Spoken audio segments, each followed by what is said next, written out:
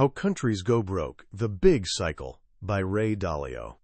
Hey there, grab a seat. Ever notice how the world feels like it's on a roller coaster? One minute everything's booming, people are optimistic, money's flowing freely. The next minute, crisis mode, debt spirals, talk of collapse.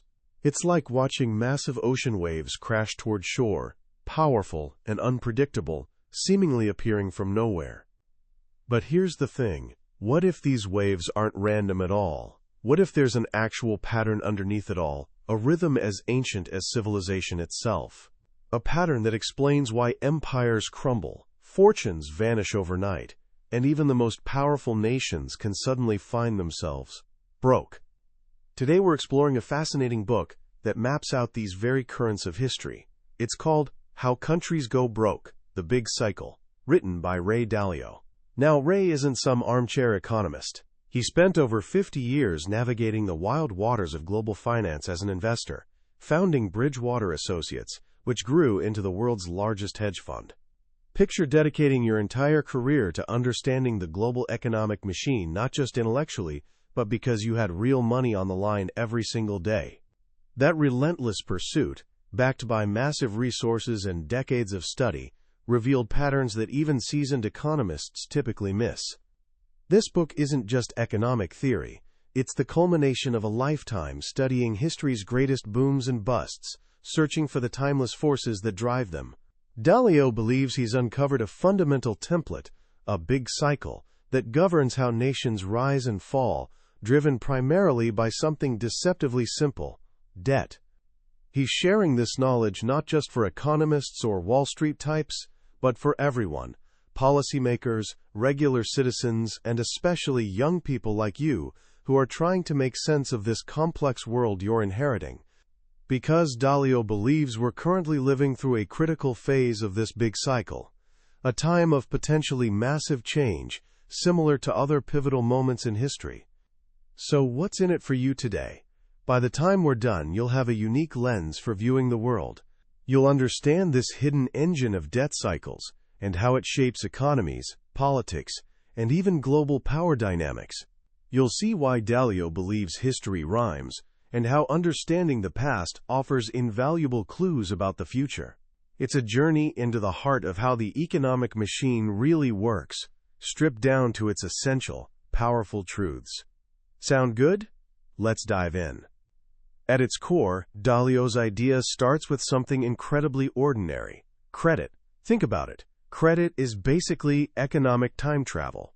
It lets you spend money you don't have yet. For individuals, that might mean buying a car or house.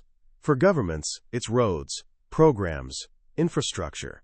When credit flows easily, people spend more, businesses invest more, incomes rise, asset prices climb upward. Everyone feels wealthier, happier. It's intoxicating. And precisely because it feels so good, there's a natural bias, especially for governments and central banks, to create more of it. But here's the unavoidable truth. Credit creates debt.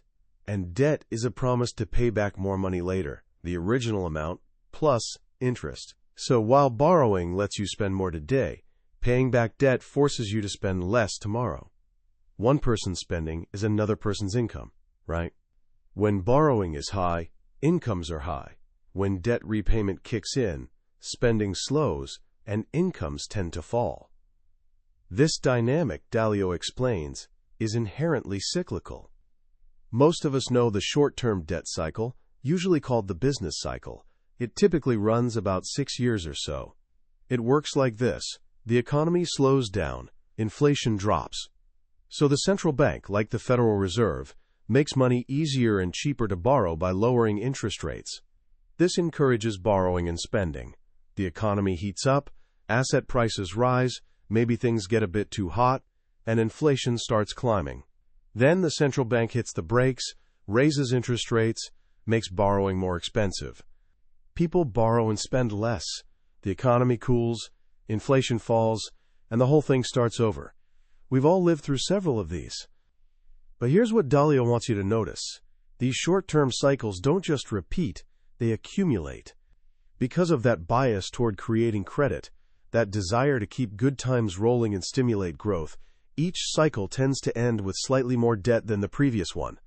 Imagine climbing stairs where each step up is slightly higher than the step down you just took.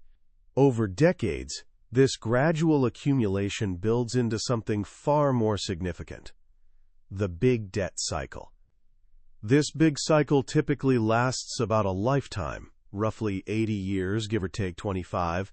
Early in this cycle, when overall debt levels are low relative to incomes, borrowing feels safe and productive. Memories of past crises might make people cautious, but generally, credit fuels growth, innovation thrives, and wealth increases. But as decades pass, and short-term cycle after short-term cycle adds more debt, things shift. Debt levels become enormous, not just for individuals or companies, but often for governments themselves. The promises made, the debts owed, start looking massive compared to the income available to pay them back. Dalio uses a striking analogy. Debt growing faster than income is like a cancer, slowly destroying purchasing power. When this point arrives, the central bank faces a brutal choice. Option A: let widespread defaults happen. Businesses fail, banks collapse, people lose their savings, the economy plunges into a deflationary depression. Option B: create vast amounts of new money, essentially print money, to bail out debtors and keep the system functioning. This devalues existing money, meaning each dollar buys less, causing inflation, potentially runaway inflation. Dalio's study of hundreds of years of history across many countries reveals an unwavering pattern. When faced with this choice, central banks always eventually choose to print the money. Why? Because the social and political pain of a massive deflationary collapse is typically deemed unbearable.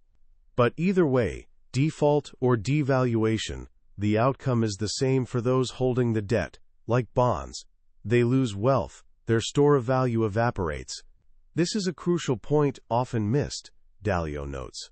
Credit rating agencies rate the risk of default, but not the risk of devaluation through money printing, creating a false sense of security for holders of government debt, especially for countries that can print their own currency. So how does this big debt cycle typically unfold?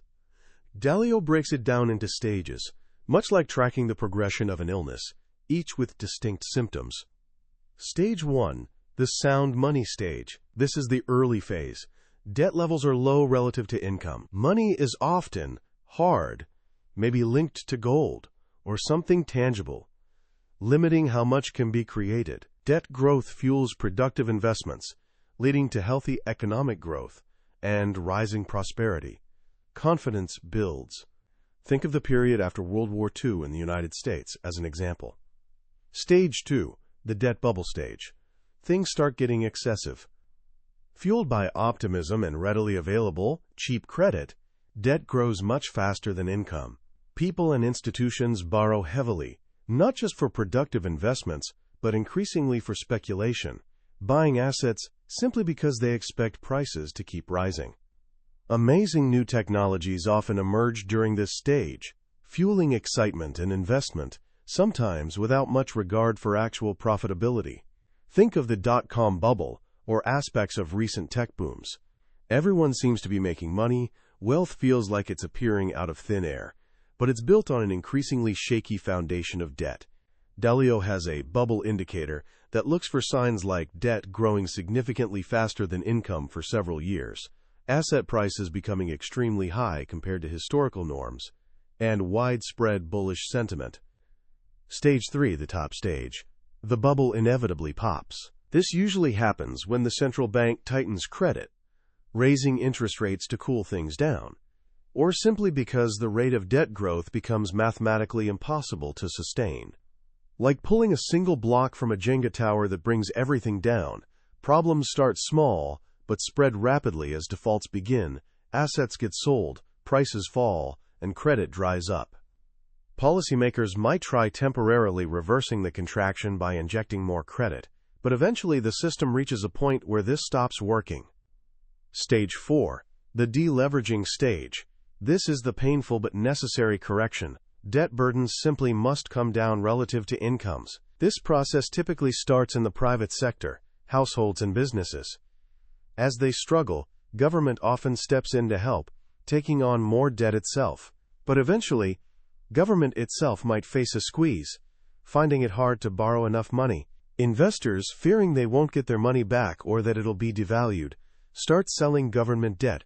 This is a major red flag. Selling drives interest rates up, making the government's debt problem even worse, creating a vicious cycle, what Dalio calls a death spiral.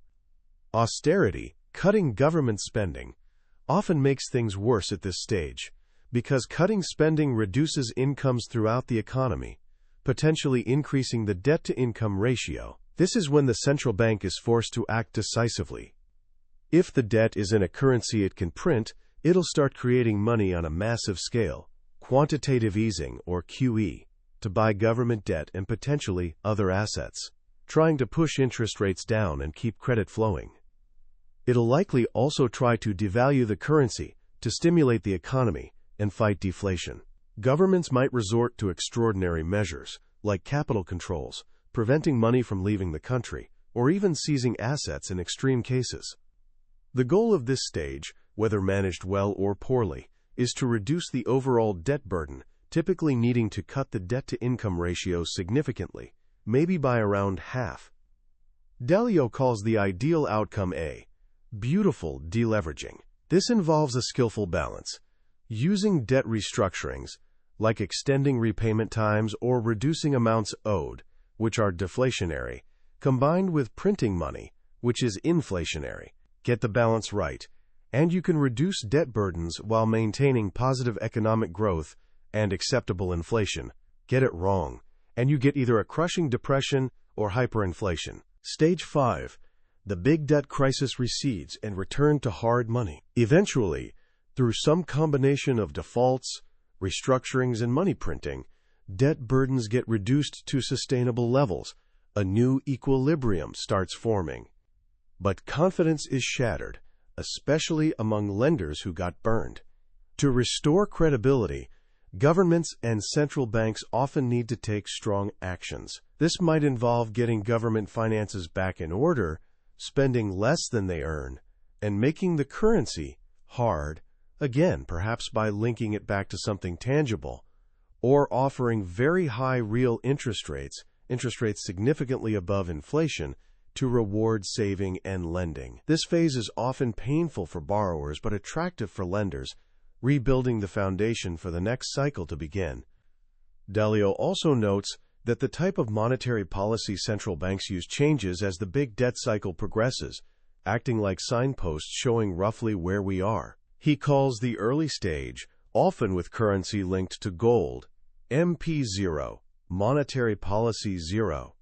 This usually ends when the link breaks under pressure. Then comes MP1, where central banks manage a fiat, unbacked currency, mainly by adjusting interest rates. This works until interest rates hit 0 and can't go lower. The U.S. was in this phase, roughly from 1971 to 2008. Next is MP2, where central banks, unable to lower interest rates further, resort to printing money and buying financial assets like government bonds and mortgages, quantitative easing, QE. This helps asset prices, but doesn't always effectively get money to those who need it most. The U.S. entered this phase in 2008. Finally, when MP2 isn't enough, especially during major crises, we might see MP3. This involves direct coordination between the central government, fiscal policy, spending and taxing, and the central bank, monetary policy, money printing, to get money and credit directly into the hands of people and businesses. Think of the large government stimulus checks combined with central bank bond buying during the COVID pandemic. This is powerful, but carries significant risks of inflation and further devaluing the currency. These phases ultimately lead to the big deleveraging, stage 4 described above, followed eventually by a return to hard money principles, stage 5. Understanding this progression, private sector debt problems leading to government debt problems leading to central bank intervention and potential crisis, is key. Dalio even describes how a central bank itself can effectively go broke, not by defaulting, but by getting into a situation where its liabilities, the money it owes, like reserves to commercial banks, cost more in interest than it earns on its assets, the bonds it bought, forcing it to print even more money just to cover its own negative cash flow, potentially accelerating the devaluation spiral. Now, Dalio emphasizes that this debt cycle, while hugely important, doesn't happen in isolation. It interacts with four other massive forces that together shape the overall big cycle of history. These forces are: 1. The internal order and disorder cycle. This refers to cycles of peace, prosperity, and cooperation within a country versus periods of conflict, polarization, and sometimes even civil war. These cycles are often driven by widening wealth and values gaps, ineffective governance, and fights over resources and power. Periods of economic hardship, often linked to the debt cycle, tend to worsen internal conflict. Dalio notes that history shows a pattern where failing democracies, unable to cope with deep divisions and crises, sometimes give way to more autocratic leaders who promise order. 2. The external order and disorder cycle. This concerns relationships between countries, periods of peace, trade, and cooperation, versus periods of competition, conflict, and war that changed the global power structure, the world order. A rising power challenging a dominant power is a classic setup for conflict. Economic strength, often fueled early in a debt cycle, translates into global influence and military power, while economic weakness, often late in a debt cycle, can lead to declining international standing. Dalio observes a current shift away from global cooperation, multilateralism, toward nations prioritizing their own interests, unilateralism, a trend typical of late-cycle periods. 3. Acts of nature, droughts, floods, pandemics. These unpredictable events can have devastating impacts, destroying wealth, disrupting economies, and sometimes even triggering social unrest or toppling governments, especially if they hit when finances are already strained. Dalio notes these seem to be increasing in frequency and cost. 4. Human inventiveness and technology. This is the force driving long-term productivity growth and improvements in living standards. New technologies can create booms and sometimes bubbles, reshape industries, shift economic power, and even alter warfare. We're currently experiencing a potentially revolutionary wave with AI. However, Dalio cautions that even powerful technological advances can be overshadowed or crushed if the other negative forces, debt crises, internal conflict, external war, become dominant. These 5 forces interact constantly, often reinforcing each other. A bad debt crisis can fuel internal conflict, which can weaken a country externally, making it vulnerable. A major war necessitates huge borrowing, dramatically impacting the debt cycle. A pandemic disrupts everything. New technology creates wealth, potentially widening inequality and fueling internal tensions. Understanding this interplay is crucial to grasping the bigger picture of the overall big cycle. Dalio also shares his unconventional but, he argues, more practical way of thinking about supply, demand, and prices. Forget complex charts, he says. Just focus on the basics. Price simply equals the total amount of money and credit spent divided by the total quantity of the item sold. If you want to understand why a price changes, figure out who the main buyers and sellers are, why they're motivated to spend what they spend or sell what they sell, and estimate those two totals. This approach makes it clear that cycles are driven more by changes in spending, often fueled by money and credit creation, than by changes in quantity. It also explains why creating more money leads to growth. When there's spare capacity, quantity can increase, but leads to inflation when capacity is tight. Quantity can't increase much. He applies this framework to understand debt crises too. Policymakers often think they can restore confidence psychologically, overlooking the mechanics.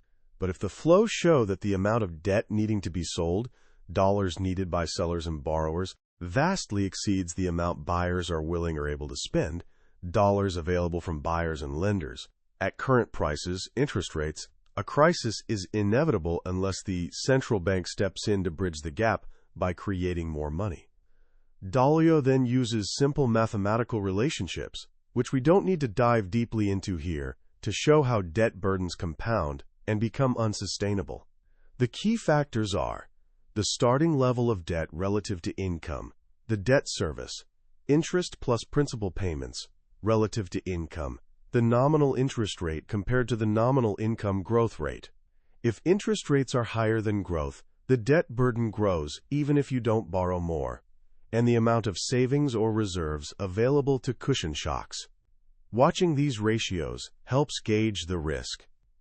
He shows, for instance, how even moderate deficits can cause debt-to-income ratios to balloon over time if starting debt is already high, and how rising interest rates dramatically worsen the picture, potentially triggering that death spiral. To illustrate these cycles in action, Dalio briefly walks through history. He shows the U.S. cycle from 1865 to 1945, the post-Civil War boom, the Gilded Age wealth gaps, the debt busts leading to the Fed's creation, World War I, the Roaring Twenties bubble, the 1929 crash and Great Depression, Roosevelt breaking the gold link, an MP0 to MP1 shift, and World War II resetting the global order and debt levels. Then he examines the current big cycle, starting in 1945. 1945 to 1971, MP0, the Bretton Woods system, dollar linked to gold, U.S. dominance, post-war boom, rebuilding Europe and Japan, gradual buildup of U.S. spending, Vietnam, social programs, leading to too many dollar claims on too little gold. This ended with Nixon breaking the gold link in 1971, a classic default on the promise of hard money. Dalio personally experienced this shock and learned how currency devaluations actually boost markets initially by easing debt burdens. 1971 to 2008, MP1, the fiat money era managed by interest rates.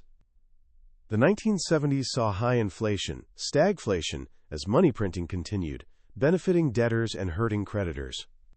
This led to Paul Volcker's drastic tightening around 1980, jacking up interest rates to crush inflation. This reversed conditions.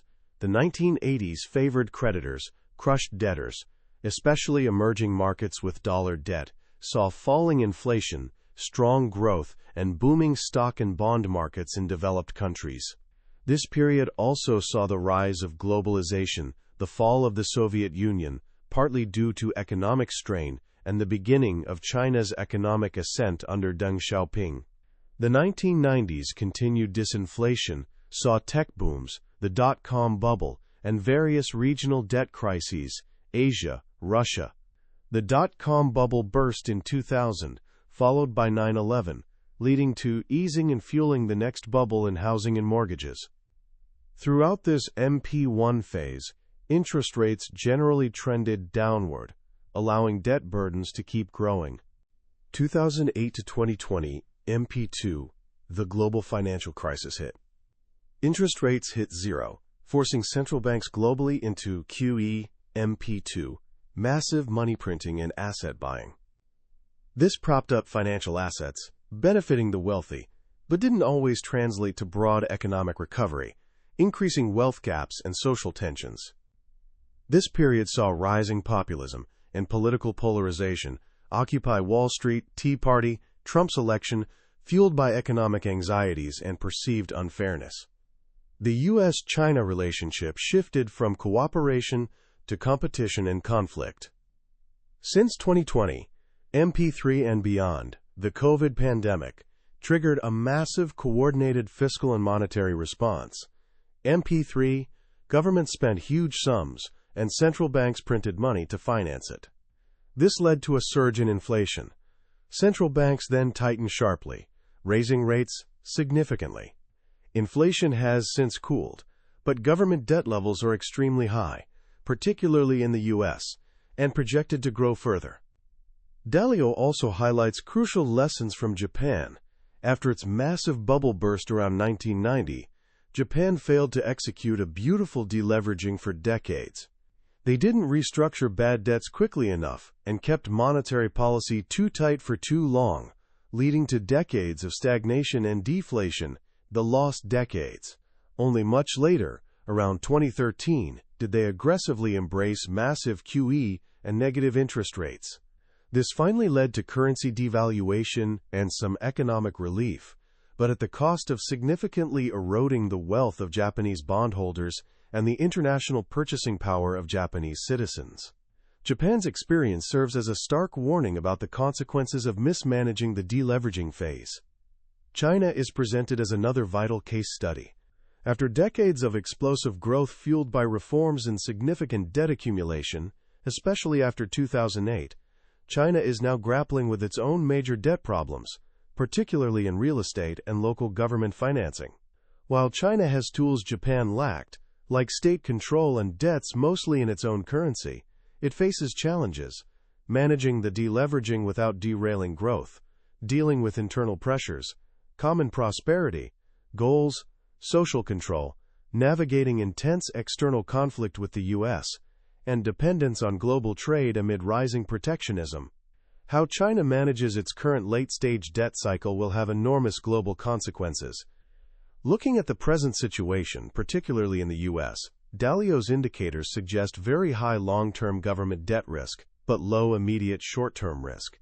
The projected path of U.S. government debt and deficits is unsustainable, nearing a potential point of no return without significant changes.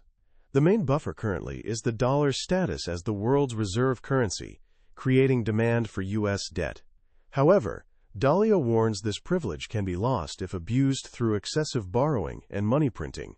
The Federal Reserve's balance sheet also shows long-term vulnerabilities, high debt holdings, recent operating losses, though not yet at crisis levels. The big red flags to watch for would be a return to massive QE or signs of the government overtly controlling the central bank. Given this precarious long-term outlook for the U.S., Dalio proposes a solution he calls the 3% three-part solution. The goal is to cut the projected U.S. budget deficit roughly in half, from about 6% of GDP down to a more sustainable 3%.